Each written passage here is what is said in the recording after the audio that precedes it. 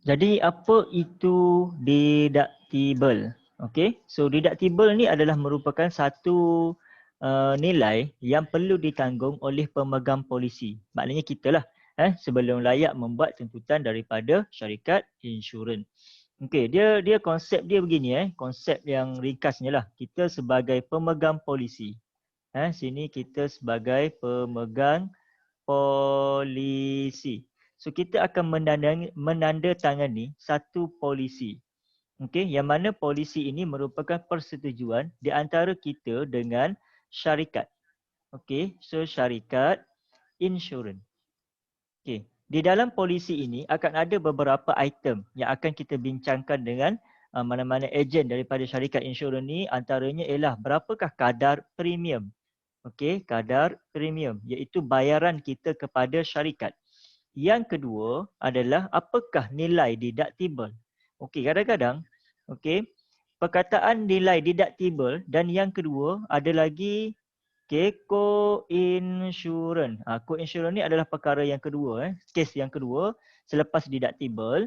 Okey, kadang-kadang apa yang berlaku dalam masyarakat kita hari ini, kebanyakan ejen insurans tidak menceritakan dengan jelas berkaitan dengan deductible ini.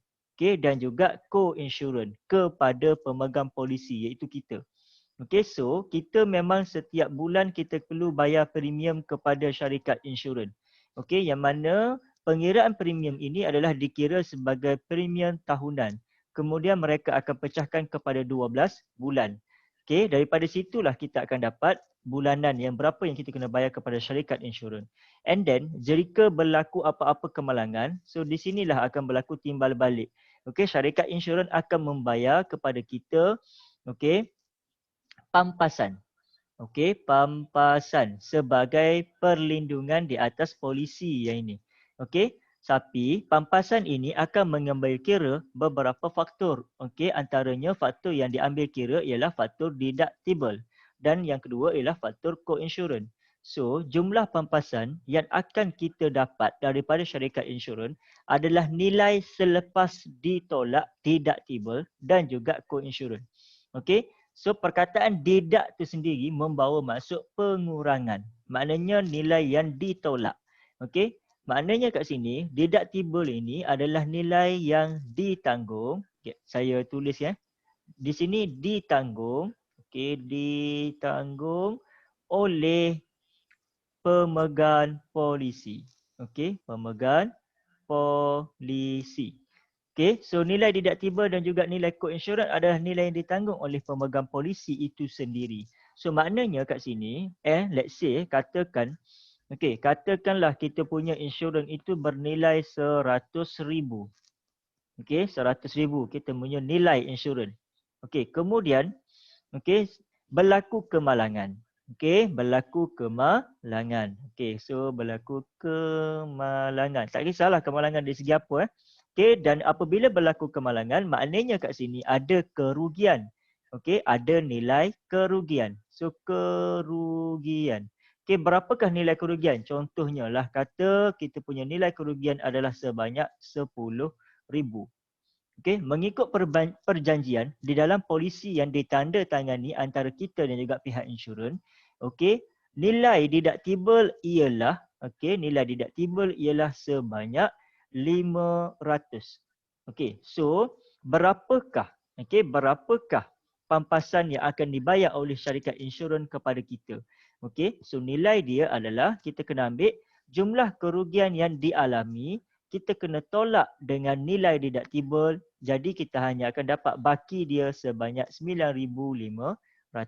So maksudnya dekat sini, nilai yang kita akan peroleh daripada syarikat insurans hanyalah RM9,500. Manakala nilai sebanyak RM500 lagi akan ditanggung oleh kita sendiri sebagai pemegang polisi. Kenapa berlaku macam ni? Ini merupakan perjanjian yang merujuk kepada polisi. Maksudnya kat sini akan ada istilah win-win situation. Dia banyak faktor lah. Sebab itu saya kata tadi untuk kes yang berkait dengan insurans, dia sangat-sangat berkait dengan situasi. Sebab situasi orang A dengan orang B adalah tidak sama. Polisi si A dengan si B adalah tidak sama, menyebabkan kaedah pengiraannya juga adalah sedikit berbeza. Okey. So untuk kita faham dengan lebih lanjut. Ni tengok kebiasaannya tidak tiba terdapat dalam kontrak insurans harta, insurans perubatan kesihatan, insurans motor. Biasanya dah terdapat dalam 3 ni. Manakala peruntukan yang berkait dengan tidak tiba tidak terkandung dalam insurans hayat dan juga tidak terkandung dalam insurans liability diri. Liability diri ni merujuk kepada kemalangan dirilah. So nak faham dengan lebih lanjut kita boleh tengok dalam contoh 4. Kita bincangkan. Kita bincang contoh 4. So dalam contoh 4, dia bagi tahu Puan Suhaila. Puan Suhaila telah membeli polisi insurans motor. So kita highlight perkataan insurans motor untuk keretanya yang mempunyai peruntukan deductible sebanyak 300. Nampak kat sini dia kata deductible ialah sebanyak 300. Maknanya nanti kita kena tolak RM300. Sepanjang tempoh tempoh insurans tersebut, Puan Suhaila telah mengalami 3 kali kemalangan. So dia mengalami kemalangan. So apabila berlaku kemalangan, maknanya akan ada nilai kerugian yang perlu ditanggung oleh Puan Suhaila. Yang mana berlaku yang pertama sekali pada bulan Mac. Macam mana Puan Suhaila bawa kereta, banyak kali berlaku kemalangan kan. Mac, Julai dan juga Ogos. Yang mana setiap satu itu dia punya kerugian dia adalah bernilai RM2,800, RM250 dan juga RM400. So nyatakan sama ada Puan Suhaila boleh membuat tuntutan bagi kerugian yang dialami ataupun tidak. Jika tidak, nyatakan kenapa. Jika ya, nyatakan kenapa. Dan berapakah nilai yang boleh dituntut. So kat sini kita boleh pecahkan dia. Cara penyelesaian kita boleh pecahkan menggunakan jadual. Macam yang soalan ini buat. Dia dalam sini dia dah pecahkan mengikut jadual untuk kita lebih mudah faham. Situasi dia, yang pertama dia kata dia kemalangan pada bulan Mac. Pada bulan Mac, nilai kerugian yang dialami adalah sebanyak RM2,800. Dia boleh buat tuntutan tak? Boleh. Kenapa kita kata dia boleh buat tuntutan? Sebab apa? Sebab nilai kerugian adalah lebih besar daripada nilai deductible. Nilai deductible adalah sebanyak RM300. Kalau kerugian kita melebihi nilai deductible, maknanya kita boleh buat tuntutan. Kalau kata nilai kerugian adalah rendah berbanding dengan nilai kerugian berbanding dengan nilai deductible, maknanya kita tak boleh buat tuntutan. So kes yang pertama, dia punya nilai kerugian adalah lebih besar daripada 300, maknanya dia boleh buat tuntutan. So macam mana kita nak tahu berapakah bayaran papasan yang akan diterima? Kita kena ambil jumlah kerugian. Jumlah kerugian RM2,800 kita kena tolakkan dengan nilai deductible iaitu sebanyak RM300. Maka daripada situlah kita akan dapat sebanyak RM2,500 merupakan nilai pampasan yang akan diperolehi oleh Puan Suhaila daripada syarikat insurans. Macam kes yang kat sini cikgu dah cerita tadi kan. Begitu juga kalau kita tengok dalam bulan Julai. Dalam bulan Julai, dia punya nilai kerugian adalah sebanyak RM250 sahaja. Maknanya kerugian dia adalah rendah berbanding dengan nilai deductible. So kalau nilai deductible 300, 300, nilai kerugian dia hanyalah 250. Maknanya dekat sini syarikat insurans tidak akan membayar apa-apa. Sebaliknya, Puan Suhaila perlu menanggung sendiri nilai kerugian sebanyak RM250. Sebab apa? Sebab nilai deductible, nilai yang ditanggung sendiri lebih besar daripada nilai kerugian. Jadi macam mana kita nak tolak kan? So kalau 250 tolak 300 pun masih lagi tak boleh. Sebab itulah dia tidak boleh membuat apa-apa tuntutan. Kalau kita tolak kita akan dapat nilai negatif kan? Jadi tak boleh membuat apa-apa tuntutan. Begitu juga kalau contohnya nilai kerugian ia sama dengan dengan nilai deductible. Maknanya apa? Maknanya sini kita kena tanggung sendiri nilai kerugian yang dialami. Kalau tak memanglah kita tak dapat nak buat apa-apa tuntutan.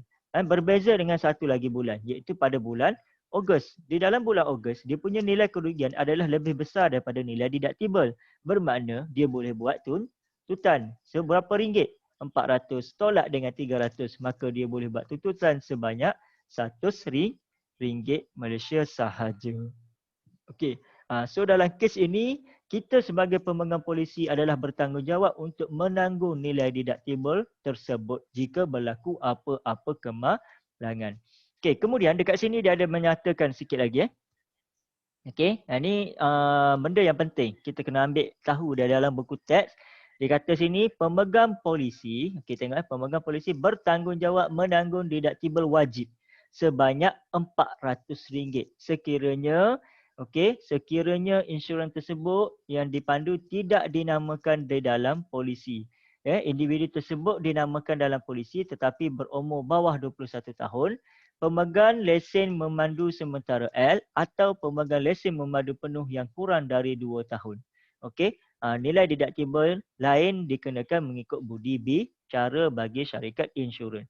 Okey, so kat sini dia kata pemegang polisi bertanggungjawab menanggung deductible wajib iaitu sebanyak 400. Yang ini adalah nilai wajib ditanggung oleh kita sebagai pemegang polisi. Okey, nak lebih faham kita tengok di dalam contoh 5. Okey, dalam contoh 5 dia kata yang ni Celin. Okey, Celin mempunyai polisi insurans perubatan. So dia punya polisi dia sekarang ni adalah polisi insurans perubatan dengan dengan nilai deductible sebanyak 30,000. So kita boleh keluarkan. Okey, so dia punya nilai deductible adalah sebanyak RM30,000. Okey, pada tahun pertama dalam tempoh insurannya. Okey, tahun pertama. Okey, 1. Okey, Celin telah dimasukkan ke hospital untuk pembedahan appendix dan dikenakan kos sebanyak 8,000.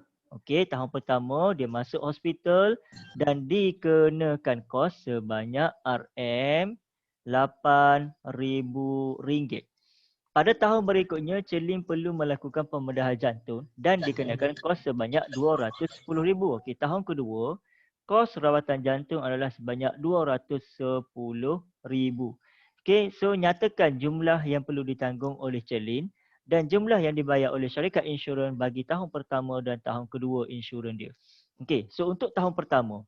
Okey, untuk tahun pertama kita tengok nilai perubatan iaitu kos kerugian dia lah, maksudnya nilai perubatan kan. Kos rawatan dia adalah sebanyak 8,000 sahaja iaitu di bawah daripada paras nilai deductible. Jadi apabila di bawah daripada paras deductible, maknanya RM8,000 ini perlu ditanggung sepenuhnya oleh Celin. Okey, sebab apa? Sebab dia punya nilai rawatan dia adalah di bawah daripada paras deductible. So sebab itulah kita punya kes sekarang ni untuk Celin, kos sebanyak 8,000 ditanggung sendiri oleh Celin. Okey, manakala untuk kes yang kedua, kita tengok untuk kes yang kedua. Okey, dia kata nyatakan sekarang ni nilai dia adalah bersamaan dengan RM210,000. Maknanya dia melebihi, okey, lebih besar daripada RM30,000 iaitu lebih besar daripada nilai deductible. So berapakah pampasan yang akan diperolehi oleh Celin? Okey, kita tahu kaedah dia adalah kos kerugian, okey, ataupun kos rawatan tolak dengan kos nilai deductible. Jadi 210,000, okey, 210,000 kita tolakkan dengan 30,000.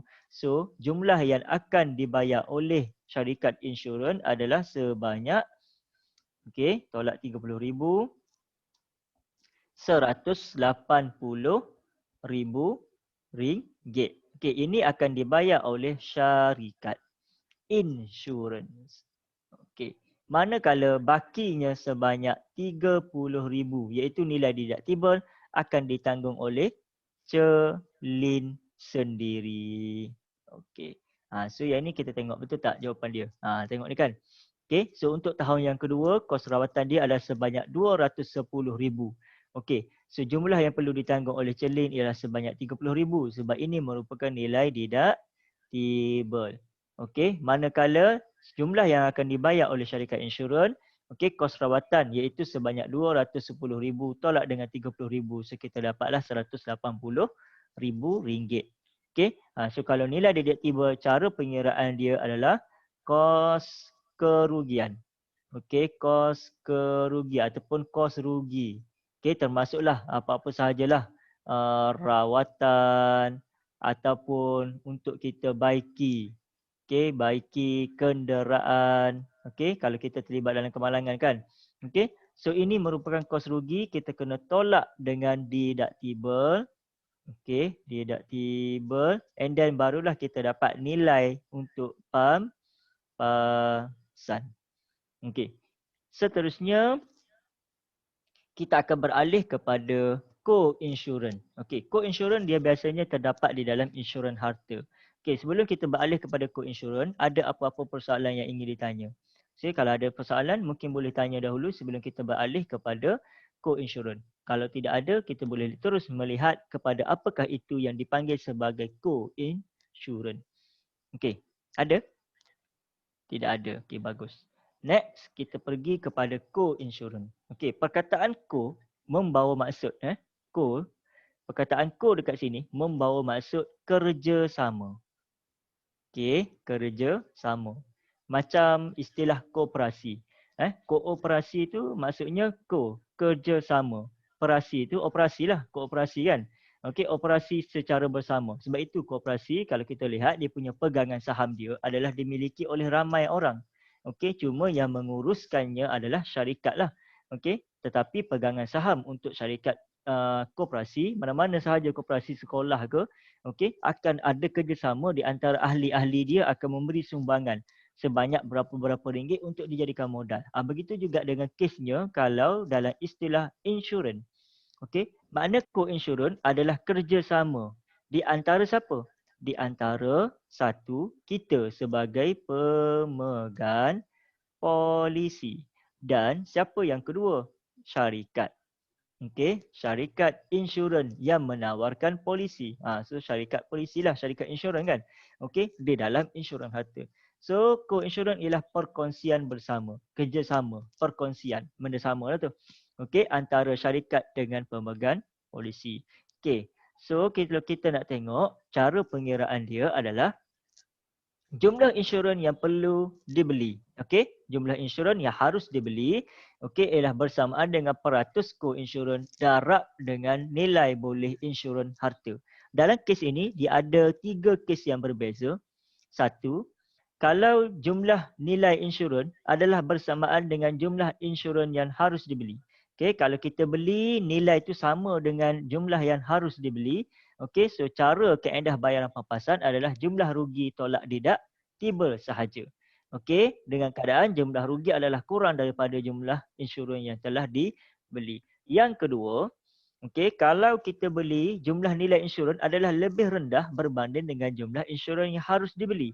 Okey, so kaedah pengiraan dia ialah jumlah insurans yang telah dibeli bahagi dengan jumlah insurans yang harus dibeli darab dengan jumlah kerugian tolak nilai deductible. Manakala untuk kes yang ketiga, kalau kita mengalami kerugian menyeluruh. Okey, so kaedah bayaran dia adalah bayaran pampasan dikira sebagai jumlah insurans yang telah dibeli tolak dengan nilai deductible. So kita akan terus dapat nilai pampasan. Okey, so yang ini kita nak faham sama juga, kita kena melihat kepada contoh. Okey, tengok contoh nombor 6.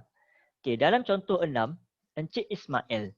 Okey, tengok kes dia. Encik Ismail membeli insurans kebakaran untuk rumah dia. So, Encik Ismail ada sebiji rumah. Jadi, dia beli insurans kebakaran. Okey, maknanya kalau berlaku kebakaran, dia boleh membuat tuntutan. So, kat sini dia menyatakan bahawa nilai boleh insurans untuk rumah tersebut. Okey, so nilai boleh insurans adalah bersamaan dengan RM350,000. Manakala polisi insurans kebakaran yang ingin dibeli itu mempunyai peruntukan co-insurans untuk menginsurankan 80% sahaja daripada nilai boleh insurans hartanya. So co-insurans adalah bersamaan dengan 80%. So kita tulis 80% daripada nilai, iaitu daripada 350,000. Jadi 80%, maknanya 80/100 darab dengan 350,000. Okey, maknanya kita akan dapat RM. Okey, 80% daripada 350,000 bermaksud, okey, jap saya tulis dengan lebih jelas sikit. Bermaksud 80/100. Okey, 80/100 darab dengan RM350,000. Maka kita akan dapat bersamaan dengan RM280,000. Okey, kemudian di sini dia menyatakan bahawa deductible pula sebanyak, okey, so deductible adalah sebanyak RM2,000. Okey, A. Kes yang pertama. Okey, kes yang pertama, hitung jumlah insurans yang harus dibeli oleh Encik Ismail bagi rumahnya itu. So dekat sini dia kata, macam mana nak kira jumlah insurans yang harus dibeli? Kita kena tengok pada nilai co-insurans, iaitu 80% daripada nilai harga rumah, iaitu 350,000 bersamaan dengan 280,000. So untuk A, kita dah menjawab dah soalan dia, iaitu sebanyak RM280,000. Kenapa? Sebab itu sahaja yang ditawarkan oleh syarikat insurans. Manakala untuk baki yang selebihnya akan ditanggung sepenuhnya oleh Encik Ismail jika berlaku apa-apa. Okey, manakala untuk soalan yang kedua, B. Kita tengok ini permasalahan. Okey, Encik Ismail telah mengalami kebakaran dan jumlah kerugian adalah sebanyak RM25,000. Okey, so jumlah rugi. Tengok untuk soalan B, jumlah rugi. Okey, jumlah rugi sebanyak RM25,000. Okey, so macam mana kaedah pengiraan dia? Okey, hitung bayaran papasan yang akan diterima Encik Ismail jika dia menginsurkan rumahnya, satu, kes yang berbeza. Okey, pada jumlah insurans yang harus dibeli. Maknanya, jumlah insurans yang harus dibeli adalah RM280,000 dan dia membeli dengan harga yang sama, iaitu untuk RM280,000. Maknanya, cara pengiraan dia adalah dengan menggunakan formula tadi, iaitu kita terus ambil jumlah rugi RM25,000 tolak dengan, okey, tolak dengan apa? Tolak dengan nilai deductible, iaitu sebanyak RM2,000. Manakala maknanya kita akan dapat jumlah yang akan dibayar dalam papasan sebanyak RM23,000. Okey, so itulah yang akan diperolehi oleh Encik Ismail. Manakala dalam kes yang kedua. Okey, dalam kes yang kedua dikata jumlah, okey, jumlah RM150,000 sahaja. Maknanya Encik Ismail dia hanya menginsurkan rumahnya dengan nilai RM150,000. Sedangkan rumahnya boleh diinsurkan dengan nilai RM280,000. Bermakna di bawah daripada nilai boleh insurans. So, formula dia adalah RM150,000 iaitu jumlah yang diinsurkan bahagi dengan nilai boleh insurans iaitu RM280,000 darab dengan nilai kerugian sebanyak RM25,000. Okey, and then kita tolak dengan deductible sebanyak RM2,000. So, RM150,000 tekan kalkulator bahagi dengan RM280,000. Okey, darab dengan RM25,000. So, kita akan dapat jumlahnya adalah sebanyak RM13,392.86. Okey, kalau kamu tekan kalkulator, kamu akan dapat 13392.85714. Okey, kenapa saya bundarkan kepada dua titik perpuluhan sahaja? Sebab di sini kita menggunakan nilai matuan RM. Mana ada ringgit Malaysia yang ada sehingga tiga titik perpuluhan kan? Kita akan berhenti pada dua sahaja. Sebab itu kita bundarkan kepada 86. Okey, tolak dengan RM2,000. Okey, tolak dengan RM2,000, maka jumlah papasan yang akan diterima oleh Encik Ismail, okey, adalah berjumlah RM11,392.86 sahaja. Okey. Dan untuk kes yang terakhir.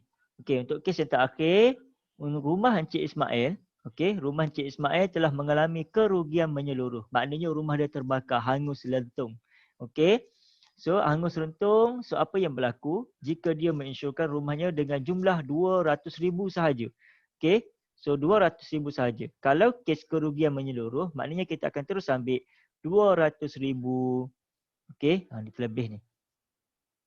Okey, 200,000 tolak dengan nilai deductible iaitu kita akan dapat sebanyak RM198,000 sahaja. Okey. So kita akan dapat dengan nilai RM198 sahaja. Okey. So boleh faham situasi dia adalah berbeza. Untuk kes yang pertama, kalau macam ni kes yang pertama B1 tu, iaitu kalau dia membeli insurans pada harga yang sama dengan yang ditawarkan oleh syarikat insurans. Yang kedua, kalau dia membeli dengan kadar insurans yang lebih rendah. Dan yang ketiga, kalau dia mengalami kerugian menyeluruh. Okey, so kaedah pengiraan untuk jumlah papasan adalah berbeza-beza. Okey. Boleh tangkap situasi dia itu yang membezakan antara satu sama lain. Okey. Itu kalau co-insurans yang terdapat di dalam insurans harta. Manakala kita nak lihat yang kedua pula ni adalah kalau dia melibatkan dalam insurans kesihatan. Kalau dalam insurans kesihatan, dia tertakluk kepada peratus. Khususnya dalam perubatan utama. Yang ini kita akan lihat kalau untuk melibatkan insurans kesihatan, kaedah dia adalah 80-20. So maknanya apa? Kalau 80-20, 80% akan ditanggung oleh syarikat. Manakala 20% akan ditanggung oleh individu, iaitu diri kita sendiri sebagai pemegang polisi. Ini untuk kesihatan. Kesihatan dia dah fix kan? Dia dah tetapkan macam ni kan? So kita boleh tengok kepada contoh. Tengok contoh nombor 7. Masa kita ada lebih kurang 10 minit, kita cuba habiskan dalam tempoh yang tersebut. So contoh yang ketujuh, dia kata Puan Chen. Puan Chen mempunyai polisi insurans perubatan utama dengan peruntukan sebanyak 500. Peruntukan adalah sebanyak RM500. Dan fasal penyertaan untuk keinsuran adalah 75-25. Nampak kat sini dia bagi tahu 75-25. Maknanya 75% akan ditanggung. 75% akan ditanggung oleh syarikat. Manakala 25% akan ditanggung oleh individu. Siapa individu ni? Puan Chen lah dalam kes ini kan. Puan Chen. So kita buat note kat sini supaya kita tak keliru nanti. Hitung bayaran kos yang ditanggung oleh syarikat insurans dan Puan Chen sendiri jika kos perubatan yang dilindungi polisinya berjumlah RM20,000. 500 tadi adalah nilai deductible. So kita notekan sini adalah nilai deductible. So kalau dia punya ni adalah RM20,000. So apakah yang akan berlaku? Kos perubatan selepas deductible. Penyelesaian dia. Berapakah yang akan ditanggung oleh 20,600. Sorry, 20,600. So ini adalah jumlah pampasan, jumlah insurans. Jumlah perlindungan. So jumlah polisinya adalah 20,600. So kita nak tahu untuk dia punya berapakah kos perubatan yang dilindungi, kos yang ditanggung oleh syarikat dan juga kos yang ditanggung oleh Puan Chen. So daripada sini, perkara pertama sekali kita kena tolakkan terlebih dahulu dengan nilai deductible. So kaedah dia adalah 20,600 tolak dengan RM500, maka kita akan dapat 20,100. Ini adalah jumlah keseluruhan. Jumlah keseluruhan polisi. So deductible ini akan ditanggung oleh siapa? Puan Chen juga. Soalan yang pertama, dia nak berapakah yang ditanggung oleh syarikat insurans. So maknanya yang akan ditanggung oleh syarikat insurans adalah 75%, iaitu 75% tadi darab dengan 20,100. Okey, 20,100 bersamaan dengan berapa? So kita tekan kalkulator lah. 75 bahagi 100 darab dengan 20,100. So kita akan dapat RM15,075 RM. RM15,075. Ini yang ditanggung oleh syarikat. Manakala yang kedua, yang ditanggung oleh Puan Chen iaitu 25% darab dengan 20,100, maka kita akan dapat RM5,000. Okey, RM5,025. Okey, untuk Puan Chen, kos yang ditanggung oleh Puan Chen, kita kena tambahkan dengan nilai deductible. Sebab apa? Puan Chen juga yang membayar untuk nilai deductible. Tengok kat sini ada dua kan? Satu nama dia. Satu, dua. Ada dua tempat yang Puan Chen kena bayar. So maknanya kita kena tambahlah jumlah yang ditanggung oleh Puan Chen. Jadi RM5,000, okey, RM25 tambah dengan RM500, maka kita akan dapat jumlah yang perlu ditanggung oleh Puan Chen adalah sebanyak RM5,000, okey, RM525. Okey, so jumlah keseluruhannya adalah seperti ini. Okey. So dekat sini kita tengok panduan. Sedikit dia bagi panduan bagaimana kita nak membuat pilihan insurans yang terbaik untuk diri kita. Okey, maknanya nanti kalau kamu dah habis persekolahan dan sebagainya ataupun ada ibu bapa ataupun kakak abang yang nak mencarum mana-mana polisi daripada syarikat insurans, okey, maknanya kena tahu berapakah jumlah insurans, jumlah perlindungan yang kita perlukan. Jangan kita ikut kepada ejen. Ejen akan tawarkan yang terbaik. Okey, maksudnya jumlah yang paling besar. Sebab mereka nak buat untung. Mereka akan cari yang terbaik untuk diri mereka. Tapi kita sebagai pegang polisi, kita kena bijak. Kita kena tahu berapakah jumlah perlindungan yang kita perlukan sesuai dengan kita punya pendapatan dan sebagainya tanggungan. Okey, kemudian kena faham apakah skop perlindungan. Apakah dia punya terma dan syarat polisi. Berapakah nilai deductible, berapakah nilai co-insurance. Okey, kita kena fahamkan benda-benda tu supaya kita tidak mudah ditipu. Okey, kemudian kita kena bandingkan. Okey, antara syarikat A, syarikat B, syarikat C. So manakah yang terbaik dari sudut premium dan juga manfaat yang ditawarkan. Yang ketiga, elakkan perlindungan yang tidak perlu. Maknanya yang tidak sesuai dengan kita. Contohnya kita ni tidak bekerja dalam sektor yang melibatkan kemalangan diri. Jadi buat apa kita nak mencarum? Okey, so kita kena sesuaikan. Contohnya kalau untuk kenderaan, tengok usia kenderaan. Kalau kenderaannya itu bernilai ratusan ribu ringgit. Maknanya kita perlu ambil yang komprehensif ke, kita perlu ambil yang polisi untuk pihak ketiga sahaja. So kena sesuai dengan kita punya keperluan. Bukan bergantung kepada kehendak dan juga tawaran yang ditawarkan oleh ejen insurans semata-mata. Sebab ejen insurans akan mencari keuntungan menerusi polisi. Kita pula nak mencari apakah pelan insurans yang terbaik untuk diri kita. Okey.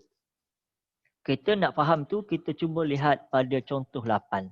Okey, apa yang dimaksudkan dengan tips yang 4 ini? Okey, tengok dalam contoh 8. Dah ada masa lebih kurang dalam 3 minit ni, kita cuba fahamkan. Okey. So tengok syarikat insurans XX dengan YY. Okey, had tahunan keseluruhan sama RM50,000, yang ini pun RM50,000. Okey, tapi untuk bilik hospital kat sini kita dapat RM160 sahaja, tetapi untuk 365 hari. Manakala untuk YY pula RM200 sahaja, tetapi untuk 200 hari. So kita nak tahu kalau dalam tempoh tersebut kita cuba darabkan 160 darab dengan 365, kita dapat 58,400. Ini kita kena jumlahkan 58,400. Manakala kalau yang 200 tadi, 200 darab dengan 200 hari kita cuma dapat 40,000 sahaja. Okey, nampak. Walaupun dekat sini dalam setiap hari dia lebih kecil, tetapi panjang tempoh masa dia adalah lebih baik. Yang kedua, kita tengok. Untuk unit rawatan rapi, mengikut cas yang dikenakan maksimum sehingga 90 hari. Masa dia sama, tapi cas dia adalah berbeza. Kalau untuk syarikat YY, dia hanya had sehingga 400 sahaja. Tetapi untuk kos rawatan rapi, biasanya mencecah puluhan ribu ringgit. Okey, so antara dua ni, mana yang lebih baik? Mestilah XX lebih baik kan? Jadi kita letak tanda yang ini lebih baik. Yang ini adalah kurang baik. Okey. Kemudian allowance tunai. Okey, untuk allowance tunai, kalau untuk syarikat XX dia tawarkan sehingga 100 sehari sehingga 365 hari. Maknanya kalau darab dengan 365 hari, kita akan dapat 36,500. Tetapi untuk syarikat YY cuma 50 maksimum sehingga 200 hari sahaja. Okey, maknanya kat sini kita hanya dapat 10,000 sahaja. Dan kalau bayaran untuk premium yang ini adalah jauh lebih rendah berbanding dengan syarikat YY. So berdasarkan kepada jadual, manakah yang lebih baik untuk Jasnita? Justifikasi jawapan. Okey. Masa ada kurang seminit. Takut terputus. Nanti kalau terputus, cikgu bagi link baru untuk kita sambung habiskan sikit lagi. Okey. So mana yang lebih baik?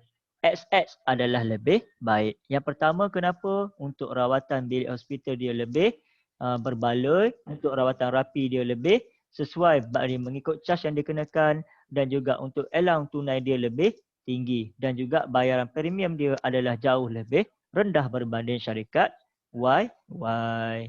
Okey, so ini kita boleh tengok dekat sini dia ada huraikan. Maknanya untuk bab 3 kita dah habis, kita boleh masuk kepada rumusan. Okey, selepas ini saya akan beri kepada kamu latihan untuk kamu cuba buat dan untuk cuba fahamkan. Kelas